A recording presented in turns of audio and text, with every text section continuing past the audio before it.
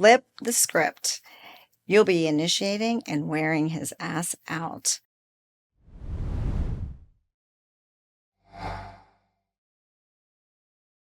Welcome back to the channel with me, your host, Dr. Debra Durst, and I have a special guest with me today who's actually a patient and is going to talk about her experience with hormones, sexual wellness, and just, how her life has been improved with all of that. So welcome, Tirsha. Thank you. All right. So I'm so glad you took time out of your day to come and just talk to, women and men about, just things that they can do to improve their life. And honestly, they don't want to hear it from me all the time. They would rather hear it from somebody else. So I think this is a good opportunity. And we're just going to have a conversation, just like we do in the office. Okay. And girl, you're usually like very open and comfortable with me in the office. So I'm sure that will happen with this too. So how did we end up? So just tell me how we ended up together. Like, how did you end up in the office with me? I did some research online and I found you through podcasts and YouTube. Listened to a lot of your videos and liked your approach and how you were constantly with the patient and staying on top of all the levels and constantly adjusting. And so I was lucky enough that you were right here in our backyard. So I reached out to see what we could have to come into the office. And it's actually kind of funny because I don't think as many women, just to touch on that part, are on YouTube as men, at least. And I'll ask all the time too, like, how did you hear about us? So it's not a very usual that it's YouTube, but when it is, it's like, well, I was watching videos and then I realized that you were right here in Knoxville. Mm-hmm. So we do hear that. We get remote patients, but we get a lot of that too. So that's interesting because I didn't recall that fact. And so we sat down and meet. So like, if you want to just tell about the experience, like the first time in the office, how comfortable you were talking about it, or was it, just hormones, like the symptoms that you came in wanting to discuss? I came in specifically for the hormones. I had tried a lot of natural remedies at home first, trying to take, what I could naturally. Mm-hmm. And that wasn't getting me a lot of places. And your podcast and several others was always talking about, you don't know what you can't measure. And I was like, well, I've not had anything measured. So of course I needed to have the blood work done. The first visit, of course, was coming in for a consultation with you, and I'd had the blood work done prior. So you had all of that in front of you, but it was a very comfortable conversation. As you're aware, I'm not very open normally and talking about conversations like this. I'm normally a modest person, but you made it very comfortable from the get-go to be able to talk about these things. Yeah. Made it feel more like a friend talking to me instead of a doctor-patient scenario. And it's funny, I didn't really know that she was that modest because she's always been very open with me. Like, so we've always had very open conversations and they flow. So I never really got that. You weren't shy at all, which is good. And I always want patients to feel that way anyhow, that they are comfortable talking about anything. Yes. And that's important because some of it can be a sexual, issue that somebody might be having. So what were some of the symptoms that you were experiencing? I was having a lot of mood swings and I knew it wasn't normal. Like I had gone through what I thought was depression, a bad spell of that. And I was refusing to do any medication with that. And the more I was doing research at home, the more I was finding out that it was probably a lot of it was based on hormones. I was at that age point, and I didn't like how angry I was getting. I didn't like how depressed I was getting, and I knew there had to be a better way. I had started gaining a lot of weight. I just wasn't sleeping well. I was not feeling myself. I did not have any sexual desire, all of those kinds of things. And so I knew something was wrong. Like I've always been pretty tuned in to myself and the energy around me and all of those things. And I just knew something was off. And clearly something was different. And was that initiation of sex like something that was definitely different for you? Or was that something that, because a lot of times women will come in with a lower sex drive and it's either one of two things. Either it's a significant change and it's one of the reasons why they're there, or that isn't the primary reason. So was that like one of the big symptoms that you were having, that low sex drive and Yes. just not the interest? Yeah. All right. And I didn't know, I've got 2 children and, they were growing older and we're busy with schedules. And I didn't know if it was all, people will say that happens a lot, but that was still not it. Like there was more to it than being busy and working and all of those things. I just knew there was something more. Yeah. And I think that that's also very common for women to think, is it everything else? Because there's so many things that women are balancing that it easily can be blamed on something else. And we Yes, overlook it for we a do. period of time. And so how many years or how long had those symptoms been going on? And had you seen like another doctor, or did you bring it up with any of the other doctors that you were seeing?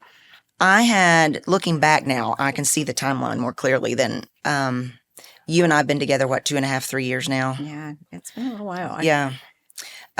So I had gone to my OBGYN years ago, and she wanted to put me on progesterone. I tried that, and it did not do well for me. I did not like the way that I was feeling and reacting to that. So I just completely went off of it and just had kind of dismissed that years ago. But were you doing capsules or creams? Do you recall? it was a capsule. Okay. It was a capsule. So anyway,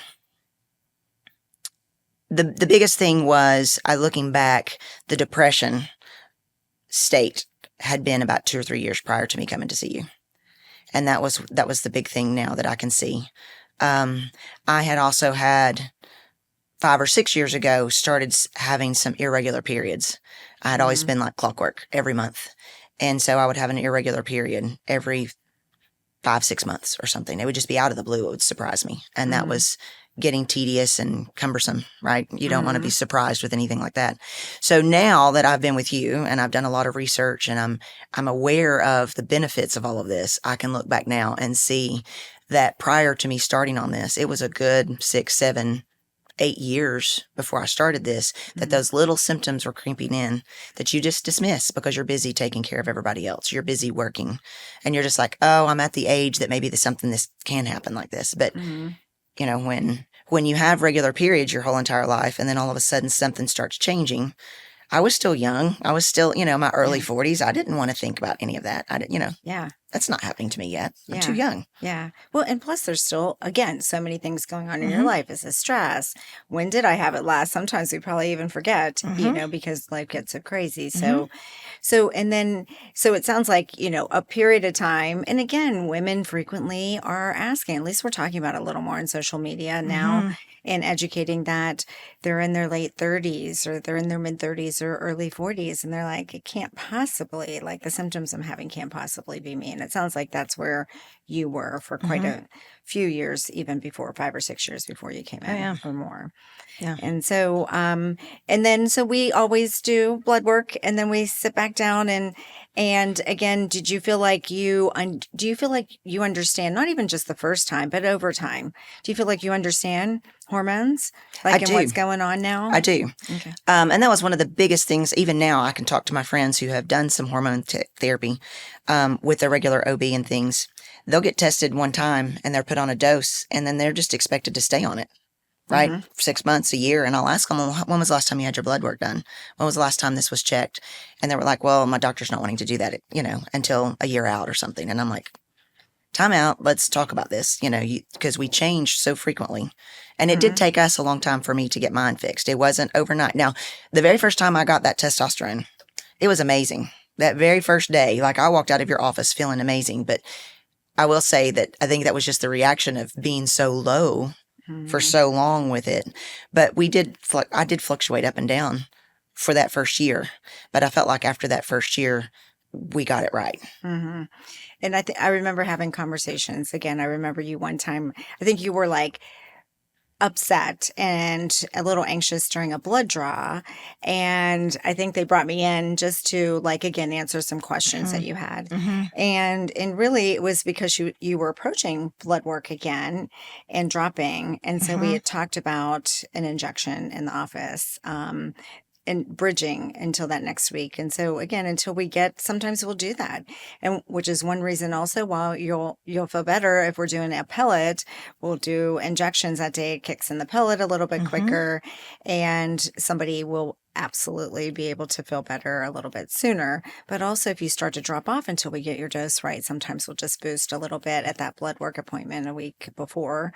But it sounds like we did that for a little while. And I do remember that. I remember you weren't like, but I just kept saying, hang in there. Like we're, we don't get it right away. I feel Every woman's different. Yeah. Sorry. Yeah. I feel like I was taking advantage of your wellness program for sure that first year by getting those booster shots, by coming in and having the extra blood work, because that's why I'll refer anybody to you and Revitalize MD, because you were so, I can't find the right words for it, but you took good care of me when I was worried about my levels fluctuating so much every 3 months. And so I would come in. There was multiple times I came in for an extra blood draw just to get my levels checked then, and we'll still do that now. And so I think that's the benefit of the wellness plan that you get on, because it's all encompassing. Yeah. And we actually had a recent discussion with somebody else that kind of like had fought getting on the wellness plan, and then a lot of questions and difficulty. But then, we just can't customize if you're not, like, that's one of the, I think it became clear to the office, like that's why we do that, is because we want to be in touch with, we don't want them to have to worry about coming into the office unless we need blood draw. We can actually tweak through some problems just with a conversation and adjust some things. And so we like to it's just customize. Everyone's different. And so you're going to be different than everyone else. And you may need more frequent blood draws. You might need a year of, customizing until we get it right. But the goal is to always try and get it somewhat right, so that, you're not as time intensive for you, because we don't want you to have to drive in and, get blood draw. Nobody loves that. But again, until you felt better. But so how are you feeling now? It was 2023.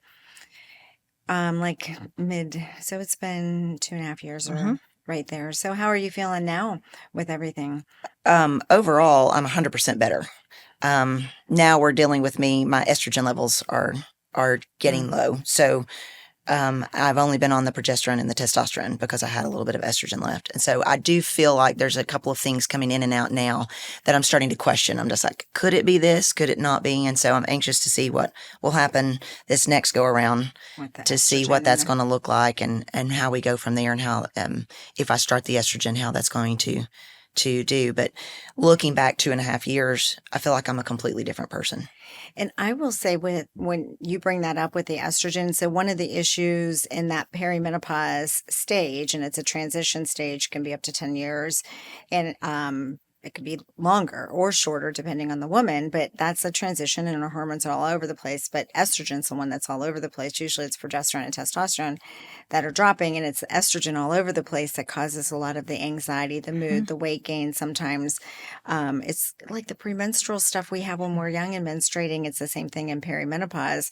And so some women will get excessive bleeding, not just irregular periods. And so, but anxiety and mood, when it's an issue and you're estrogen dominant in perimenopause, you definitely do want to go slower. We like to get that transition and right about when you're crossing over into menopause. Some people, maybe we can do that earlier, but with mood, probably, a little slower progression with that. So yeah, we'll follow your estrogen and see exactly when you need it based on symptoms and levels. And so, yeah, but we'll go slow with you. We don't want anything to, bump that estrogen up where it was before, right? And that's another reason I've been with you, is because of the care. I don't want anything rushed. I'm not a person that likes a lot of medicines. I try to stay away from that, try to go the natural route when I can. And you've been very great to just gradually let me get into these things. You're not putting me on a one-size-fit-all plan. It's something that is personalized just for me. That's not going to be for anybody else. And so I feel really special with that. Yeah. And knowing that it is making me feel better and my life better, then I'm like a champion for it. Yeah, no, well, and word of mouth and patients that are happy is like, again, the biggest compliment for us. And so have you seen Faraday or Nicole yet too? On the last visit, you introduced me to Nicole. Okay, yeah, because we again, Tirsha's been coming to us for a while, and so she saw me. But Faraday, you could probably seen either of us, but we do practice the same. And so I always reassure patients if ever, I'm not seeing patients as frequently right now, that I always just reassure that, I train everyone that's providing services at Revitalize. And so you get the same care. And if there's ever questions, but they customize exactly the same way, which is good. But it also brings us to like the sexual wellness. So libido and sex drive is one part of it. And I always look at that at more of a systemic, where that's maybe more of a testosterone. But obviously, if we're aroused, then that helps. But when it comes to sexual function, because you've had some of our sexual wellness treatments, so I also wanted women to hear those experiences as well. So what were some of the symptoms that we were discussing sexual wellness with and then those treatments that you got? It might have been the very first visit we were talking about. Was having a little bit of incontinence. So I've got 2 beautiful, healthy babies. They were on the large size and I had them naturally. And so I was having a little bit of that issue. And so you sent me home with some books to read. And so one of them was about the O shot. And I pretty much devoured that book in a couple of days and was sold that with some additional videos that I watched that you had done early on with all of those and became really intrigued. And so then that's when the next visit with you, I started asking about it and we got one scheduled pretty quickly. On the front end. And you had the laser treatment with the O-Shot, Yes. right? And so the Votiva, and was, we get a lot of questions. So number one, incontinence is something that the O-Shot helps with in the laser treatments. And I usually will really say to women, I think we should pair, because even if they're thinking the O-Shot or come to us because, they've read about the O-Shot even prior to knowing about our office, I always warn them that I think go get enhanced results if we do the laser with it, because you're heating the vaginal canal and then you're doing the O-Shot procedure. But tell any women out there, is it painful? Like, are either of those painful? No, schedule it. Do it. Like there's no reason not to. Yeah, no discomfort. Were you nervous about it still prior to having it the first time? I was. But I was also comforted because being a natural type person like I am, it's my own blood. There was nothing synthetic about any of this. I knew that you had, comforted me knowing it was not going to be painful. And so I knew it was everything of my body going back into my body. And it was just going to try to help with the situation that I was in. I was comfortable in the office. Procedure took, an hour? Yeah, an hour with the laser before it. Yeah. So, and a lot of women won't believe it's not painful until they actually have it done. So they'll be a little nervous leading up to it. But then they realize after. But yeah, so the laser is just that heating. So again, giving tissue back what it needs, communicating that there's some kind of injury for women that might not know what the laser vaginal rejuvenation is. So you're basically taking a laser and surface heating to tell the tissue it's injured so you get repair. And then we have already drawn blood. We spin the blood down and we get the platelet concentrate, and platelets have growth factors in them. And then we re-inject them back into an area to, again, get repair and stimulate repair. So it's blood flow, better lubrication, better orgasmic strength, potentially, improvement of incontinence and support of the urethra. And so were those all? And that's just for anyone that might not know what those are. And the O-Shot, we are injecting those back in to the clitoris and the G-spot. And it fills the space in between the vaginal canal and the urethra. So that's the procedure. But we do lots of things to make that something that you don't really feel much of. And that's where I love that you're sharing your experience with it. There was no downtime whatsoever. I mean, I got up. There was no pain whatsoever. You could tell that there was a little bit of, felt like Pressure. a little, not even that. Like it was a little tender and swollen down there, like excitement. And then, immediately can go home and have any kind of activities you want. Yeah.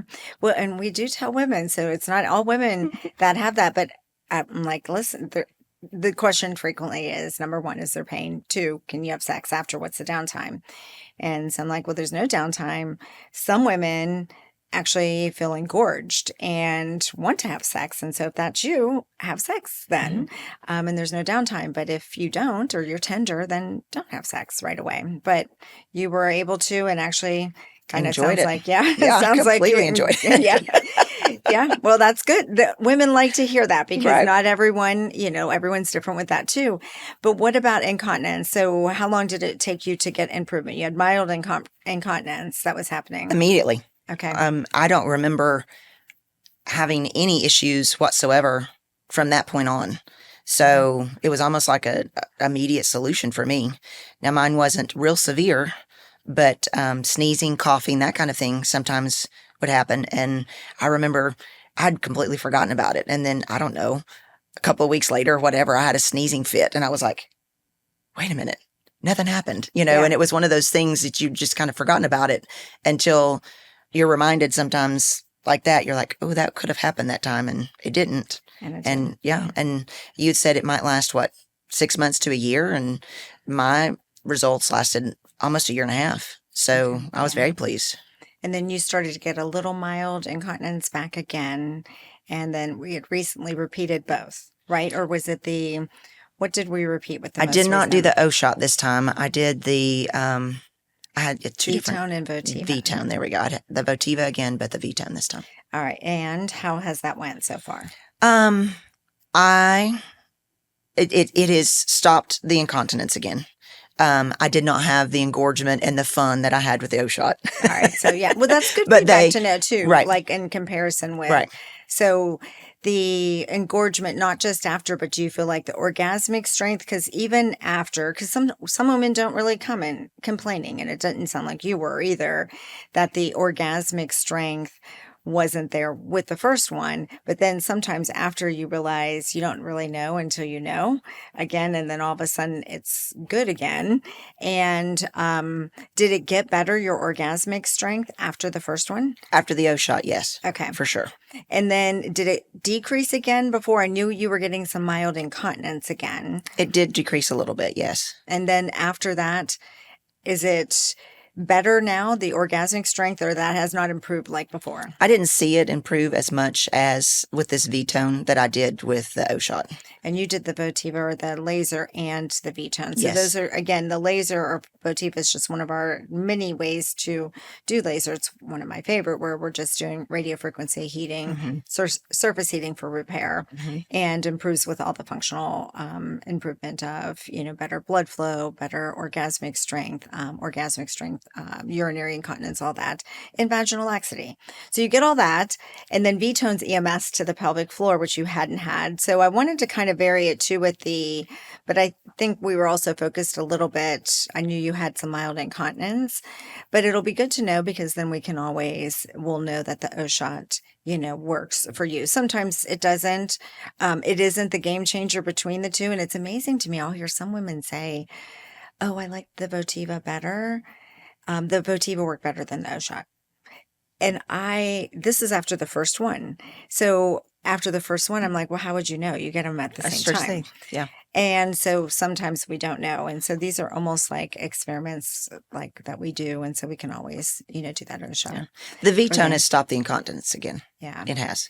I just didn't have the fun with it like I did the positive perks of the O shot. So we just may need to talk about that after the podcast. Yeah, That's of right. course, we want you to have fun Right. too. Yes. And it improves everything. So if incontinence is one of them, I just tell women there's a lot of things that come with Yes. that. So not only does it improve the incontinence, but you get, if you had any laxity, you get tightness. So the husband benefits from that too. And we get that friction we need.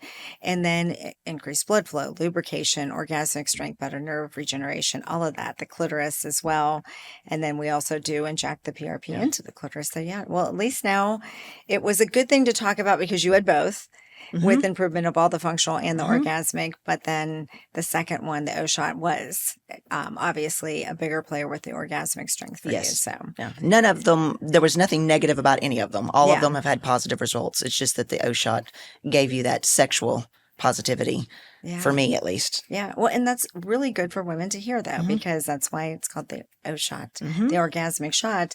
But also, those lasers work. I just feel, again, probably from my standpoint, if I'm looking at, because I had them reach back out to you and say the V-tone and Votiva, because V-tone is one that you hadn't had. So I wanted to introduce you, and I knew it was the mild incontinence, but at least now we know that there's that orgasmic pep that we could do a little more enhancing of with the O shot. So now I would say anybody who's in doubt, give it a try. It is so worth it, completely worth it. The biggest thing is just the modesty issue of, getting undressed and going through the procedure. But there was no pain. There was no downtime. For somebody who's modest like me, that was just a little uncomfortable, learning the procedures. But everybody in the office was so kind, starts talking to you, making you comfortable. So I didn't have any issues once the initial getting over my fears. Yeah. But one of the reasons I'm here today is because everybody needs to know about it, because we don't talk about this enough as women. I feel like I'm doing this again for like my daughter and her friends and the generations that come after us, because my mother, her generation didn't have this information like we're learning now. And if we can live longer, healthier lives with a lot of quality of life, then I'm going to get over my fears of speaking in public and share what I know. And well, you've done great this entire podcast. Like, you've done great. And I think that it is so important because you're talking about hormones and the prevention and all the things leading up to that, like depression, anxiety, that were, again, impairing things in your life. Like, and so, and interfering with quality of life, right? Then that have changed. And that was just with what I consider natural. So not with drugs and not with surgeries, and even incontinence. Frequently, if you look at the recommendations, it's not good. No, it's scary. And surgery and meds isn't what people are looking for. And if you can, in the office, with just some treatments that don't have pain, don't have downtime, and definitely have proven safety profiles as well, can improve your symptoms. And those are things that get worse with time. So if you went with hormones unaddressed, or you actually just progress through menopause and, again, no hormones or no regeneration, then that urinary incontinence that was mild for you could become moderate, could become severe, and then it affects our sexual function and arousal and urinary tract infections, all the things. So I think that what you're doing is incredible. You have done great talking about it. And I would have never known you were modest and not a talker, because she talks away when she's in the office with me, which is great. And we both do. It's not just her, trust me. But I think that you talking about it helps women hear from you who've been through it. And again, questioned what it was, found the answers, didn't get an immediate fix. So it's not like we're sitting here saying, and she's actually a perfect example of a woman that might get lost to hormone and hormone replacement therapy because it wasn't an immediate. So if your primary doctor put you on, and sometimes back then it was even the gynecologist, they would do an estrogen. And if it wasn't estrogen, it was usually an antidepressant of some sort, which is what they offered you. And then if they do hormones, they do one and they dabble and you don't see them again and it's not customized, and you wouldn't have felt better because there was a lot of, close contact just to get you to the point where you felt better. And that's when women usually are lost. That's why I don't think traditional medicine is really going to do it well, because you can't be limited in the time that you can spend with us or we spend with you. And I can't have insurance dictating what kind of care I give or what kind of care you get. Well, and so little of what we know and we learn is from the gynecologists, and they're not looking at all three hormones. And all three hormones are so important for us, and it's getting more prevalent now. We're learning more about that now. But lots of times testosterone conversations are just left out of the conversation completely. And it is so important. And that one's I didn't even realize that I was barely making just tiniest amount of that, and then so once you get it back in, my concentration was better and my memory was better and all of those things. It's like my vision got sharper once that testosterone came in, and those conversations would not have happened at the gynecologist's office. Mm-mm. No, I always say it's kind of like the light switch going on Hmm. at times. And it could be that your vision's brighter, your hearing's better. Like, it's amazing the things that can happen with the testosterone optimization in women. And again, I think informed decision is the best way. Like, other people talking about whether, like, and I've heard people on podcasts or on videos talking about levels we are actually, the goal levels we're Hmm. reaching, about those being overdose levels. Hmm. And so again, I think they're missing the point, is that every woman is different. That's just one picture, one number. There's binding globulins, there's free testosterone, there's a balance of all the other hormones, and it's informed decision making. So if she's starting to get side effects, she needs to talk to us, because there's things that we can do and we can adjust, and Hmm. it might take us a while, but yeah, it's still crazy that there's so many misperceptions of testosterone. One of the words that you used for the very beginning, and I have repeated it over and over again, and I've told my friends, I've told my friends' spouses, all of them, you use the word optimized. You don't want to just put me on the bell curve. You want me to be optimized for what is good for me. And so the levels that are good for me are not going to be the same as every other woman. But you have patiently worked with me every 3 months to make sure that my levels were where they needed to be at that moment in time. And if they got a little too high or a little too, like, we would increase them a little bit higher and higher. And so you made it comfortable for me to get over that taboo of, oh, they've got to be in this range or they are too high. But my testosterone levels that I take are significantly higher, but that's what optimizes it for me and makes me feel great.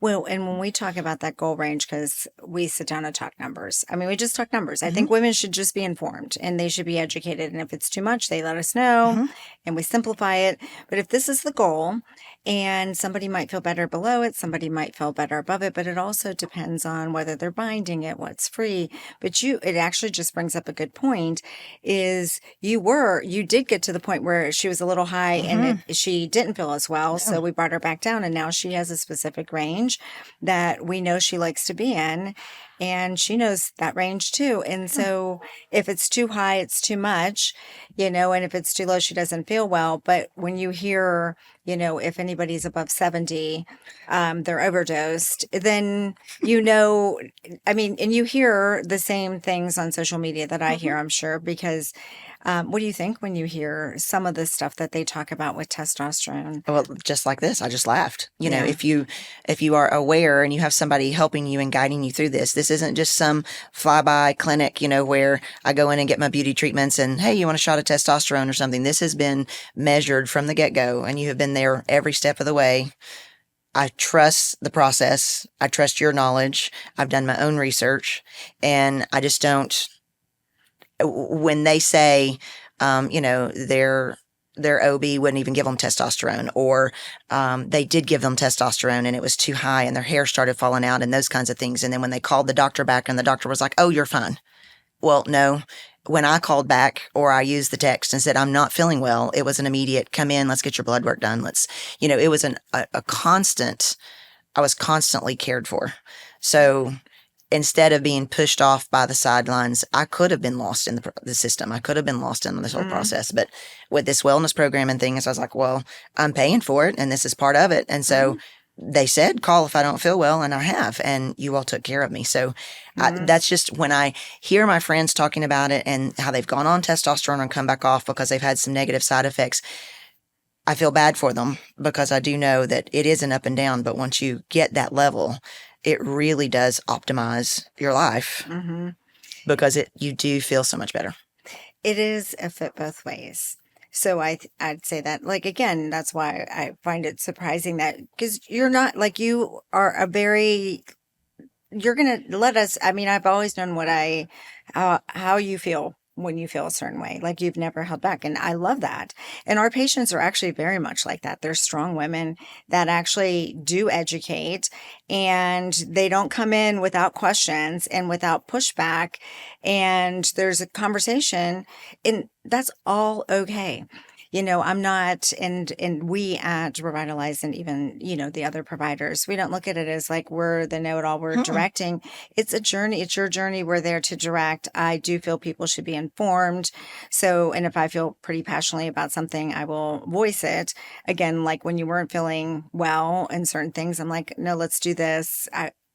I think it's just going to take us a little while longer. Just, stick with it. And so we have those conversations, but I think it's a fit both ways. And so some of the friends, when you have those conversations, if they haven't jumped ship to actually try, then sometimes they won't, because some patients just feel like traditional medicine and those doctors or insurance-based programs are just what doctors should be doing. And frequently, because most of our patients that actually end up with us because they've tried the other options and it hasn't worked. And then they ended up with us because they're going to find a solution and they've educated and they know their solution's there. So they end up in front of us. But if those friends haven't ended up in front of us, sometimes they won't, just because, they're never going to be as proactive with it. But you can I still think you should continue having the conversations you're having, but. Well, Yeah. and I'm having those conversations because you and everyone that works with you encourages it. Yeah. Oh, yeah. Where it's not in a traditional office. Yeah. Right. You do get kind of pushed to the wayside. You do get lost a little bit, but you all have encouraged that. So it does empower you to be able to speak up and say, hey, something's not right. And we're in this together. And I think that's why you and I have been able to talk, is because it's, like I said, it's almost like a friendship instead of a doctor-patient relationship. Yeah. So, people, I would say that if you talk to other patients in your office, they would feel the same as me, that they feel empowered and control of their health instead of just being passive participant in it.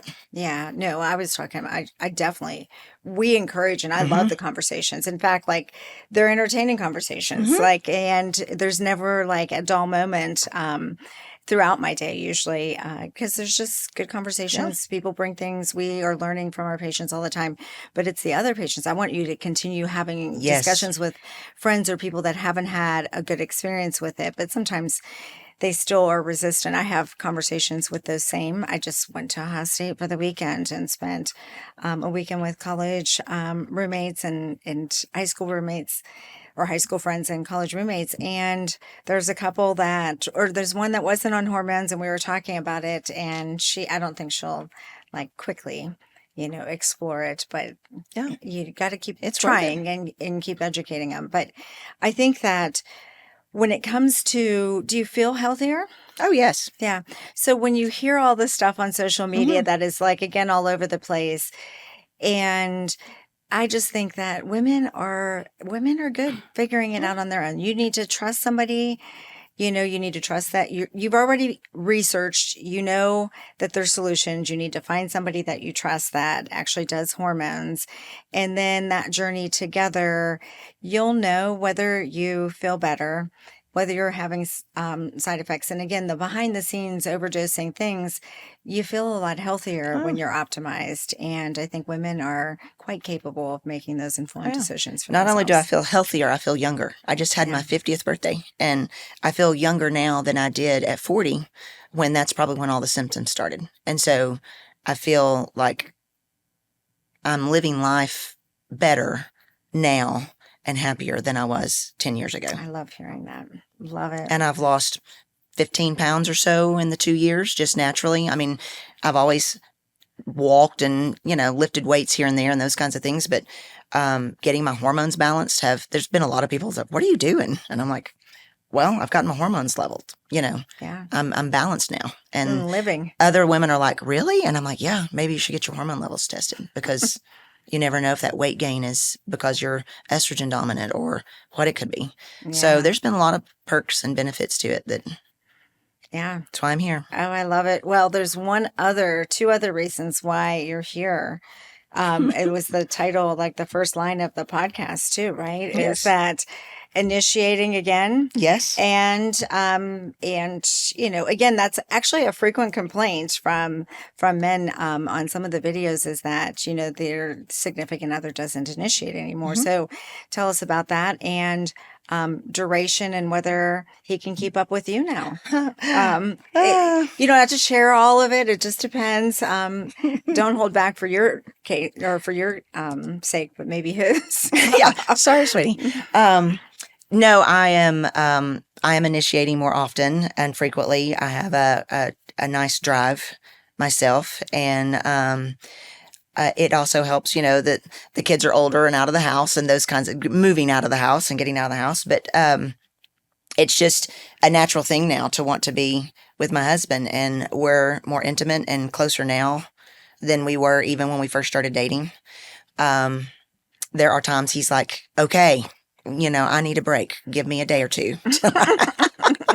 And I'll just laugh and I'm like, come on. And we've joked about how the balance of, sometimes now it makes sense for an older woman to be with a younger guy, because of the differences in the drives, but he's got a natural